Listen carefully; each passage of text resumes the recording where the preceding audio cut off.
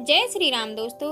सबसे विदा लेकर सुग्रीव किष्किंधा नगर में चले गए। वर्षा काल बिताने के लिए राम प्रसन्न वर्ण पर्वत की ओर सुंदर गुफा में रहने लगे। वर्षा ऋतु राम को बड़ी दुखदाई हो रही थी। कभी वे लक्ष्मण से कहते तो कभी सुग्रीव को। सुग्रीव को तो स्त्री सुख के साथ साथ राज्य भी मिल गया। वह कितना सुखी है। मुझे पहले राज्य लक्ष्मी ने छोड़ दिया, फिर वन में आकर स्त्री ने। कहाँ जाऊं, क्या करूं? वह कितना सुखी है। मुझे पहले राज्य लक्ष्मी ने छोड़ दिया, फिर वन में आकर स्त्री ने। कहाँ जाऊं, क्या करूं? उधर सुग्रीव ने बाली की स्त्री तारा से विवाह कर लिया। भोग विलास और मदिरापान में वह डूब गया और राम को दिया हुआ अपना वचन बिल्कुल भूल गया। जब वर्षा समाप्त हो गई तो हनुमान ने सुग्रीव को अपने कर्तव्य की याद दिलाई।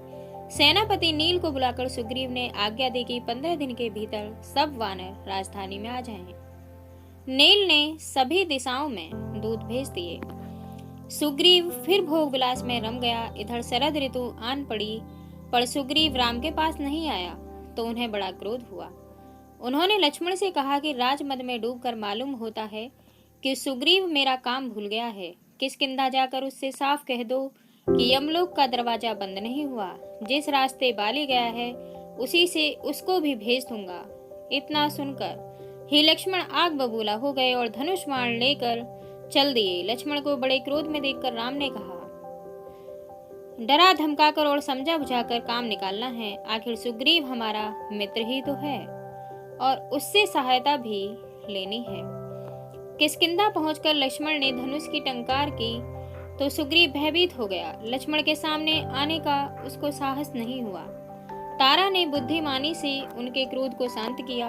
वह लक्ष्मण को अंतपुर में ले गईं और उनका उचित आदर सत्कार किया। सुग्रीव ने हनुमान को बुलाकर कहा, फिर दूत भेजो, सब वानरों को बुलवाओ। जो 10 दिन के भीतर नहीं आएगा उसे कठोर दंड मिलेगा। इसके बाद लक्ष्मण के साथ सोने की पालकी में बैठकर वह राम से मिलने गया। राम के चरणों पर गिरकर उसने उनसे क्षमा मांगी। राम ने बड़े स्नेह से उसे गले लगा लिया। राम और सुग्रीव में बातें हो ही रही थीं कि वानर भालुओं की टोलियां भी आ पहुंची। नल, नील, अंगद और हनुमान के साथ लाखों वानर प्रसन्न वर्ण पर्वत पर आ गए। जामवंत के पीछे भाजुओं की बड़ी भारी भीड़ थी। वानर भालुओं को देखकर राम बड़े प्रसन्न हुए। राम ने सुग्रीव से कहा, भाई पहले तो यह पता लगाना है कि सीता जीवित है या नहीं। यदि जीवित है तो किस स्थिति में है। सुग्रीव ने वानर दल को 4 भागों में बांटा। प्रत्येक दल का एक नायक बना दिया गया। उसने हनुमान, नल, नील आदि चुने हुए वानरों को अंगद के नेतृत्व में दक्षिण की ओर भेजा। हनुमान को पास बुलाकर राम ने अपने नाम की अंगूठी दी और कहा कि मेरी यह निशानी देखकर सीता समझ जाएंगी कि तुमको मैंने ही भेजा है। उसका हाल लेकर मेरा दुख भी उसे सुनाना। सुग्रीव ने सबको कहा, वीरो, जैसे भी हो सके सीता जी का पता लगाओ। इस काम के लिए 1 महीने का समय दिया जा रहा है। बिना समाचार लिए जो 1 महीने बाद लौटेगा उसे मृत्यु दंड मिलेगा। महाराज रामचंद्र की जय। नारे लगाते हुए वानर वीर अपनी अपनी दिशाओं में चल पड़े। दक्षिण का दल वनों, पर्वतों और कंदराओं को खोजता हुआ समुद्र तक जा पहुंचा। अब कहां जाएं? सामने अथाह सागर गरज रहा था। किष्किंधा से चले कई महीने हो गए थे। यदि यूं ही लौटे तो सुग्रीव के हाथों मृत्यु हमारी निश्चित है। अब ना आगे जा सकते हैं और ना ही पीछे। तभी उन्होंने पर्वत की चोटी पर एक बड़ा भयंकर गिद्ध देखा। वह जटायु का बड़ा भाई संपत्ति था। वानर उसे देखकर डर गए और समझे कि निश्चित ही वह हमें खा जाएगा। हनुमान जी ने अपनी बुद्धि से काम लिया। वे बोले, आपसे अच्छा तो जटायु ही था जो राम का कुछ काम करके तो मरा।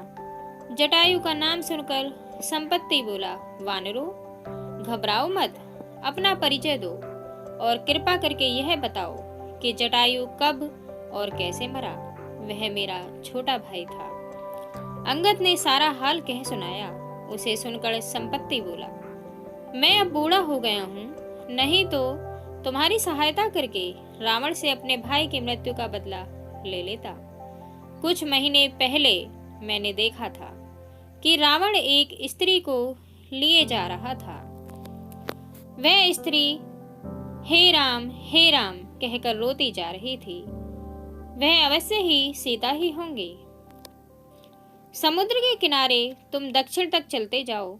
वहां से 100 योजन लंबे समुद्र को यदि कोई पार कर सकेगा तो वह सीता से मिल सकता है। वानर दक्षिणी तट तक जा पहुंचे। अब लंका पहुंचने की योजना पर विचार होने लगा। कोई भी वानर आगे नहीं आ रहा था। अंगद बड़े उदास हो गए। तब जामवंत ने हनुमान से कहा, वीर, तुम तो पवन पुत्र हो, कैसे चुप बैठे हो? उठो, सबकी आंखें तुम्हारी ओर ही लगी हैं। इतना सुनना था कि हनुमान सिंह की तरह अंगड़ाई लेकर हो उठे। सोने के पहाड़ की तरह उनका शरीर हो गया। उन्होंने हाथ जोड़कर जाने की आज्ञा मांगी। सबने उनको शुभकामनाएं देकर विदा किया और कहा कि हे हनुमान, हमारा जीवन भी तुम्हारे ही हाथ में है। एक छलांग में हनुमान महेंद्र पर्वत पर जा खड़े हुए। दोस्तों, अगर आपको हमारी स्टोरी पसंद आई है, स्टोरी को लाइक करें, चैनल को सब्सक्राइब करना बिल्कुल भी ना भूलें ताकि आपको हमारी आने वाली हर नई वीडियो की नोटिफिकेशन मिलती रहे।